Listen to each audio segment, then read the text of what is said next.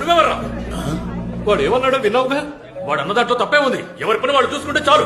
అలా అయితే నేను ఎప్పుడో పుట్టుండాలి కదరా. నాన్న వద్దు నాన్న. అయినా నా కొడుకుని కొట్టే హక్కు నీకెక్కడుందిరా? నీ గురించి ఆలోచించి ఆలోచించి నాన్న త్వరగా వెళ్ళిపోయారు తెలుసా. ఆ తర్వాత నాన్న పెట్టుకున్న షాప్ నేనే నీకు ఇచ్చాను. దాంతోనే నువ్వు బతుకుతున్నావు. అలాంటి నువ్వు నా కొడుకుని తక్కువ చేసి మాట్లాడతావా? రే ఏంట్రా, చుట్టాలందరూ ఉండగా ఎందుకురా గొడవ? అలాగా చెప్పాలనుకున్న దాన్ని అప్పుడే చెప్పేయాలి. చుట్టూ ఎంతమంది ఉన్నా సరే చెప్పేయాలి. అదే కదా ఇంతకు ముందు మీరు నాతో చెప్పారు. అందుకే ఇది ఇప్పుడు చెప్తేనే కరెక్ట్ గా ఉంటుంది. నలుగురు ముందు చెప్తేనే వీడికి బుద్ధి వస్తుంది.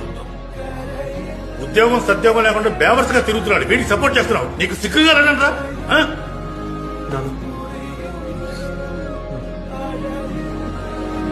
ఇప్పుడు నీ వయసు ఎంత? నీ వయసు ఎంతో చెప్పరా? 26. వీడి వయసులో మీరేం చేస్తుండేవారు? ఏమీ చేసేవారు కాదు. సిగ్గు గురించి మాట్లాడారు కదా. కోళికోట్లో పక్కింట్లో ఒక అమ్మాయితో మిమ్మల్ని చూసి కట్టి పడేసినప్పుడు ఆ రోజు మన నాన్న పడిన బాధలో 1000వ వంతు కూడా వీడి వల్ల నేను ఎప్పుడు అనుభవించలేదు. ఒకళ్ళకి నీతులు చెప్పేటప్పుడు వాళ్ళ గురించి కాస్త ఆలోచించుకోవాలి. అప్పుడు నీతులు చెప్పాలి. నా కొడుకు ఎలా బతకాలో వాడికి తెలుసు. వాడికి ఎవరో నీతులు చెప్పక్కర్లేదు.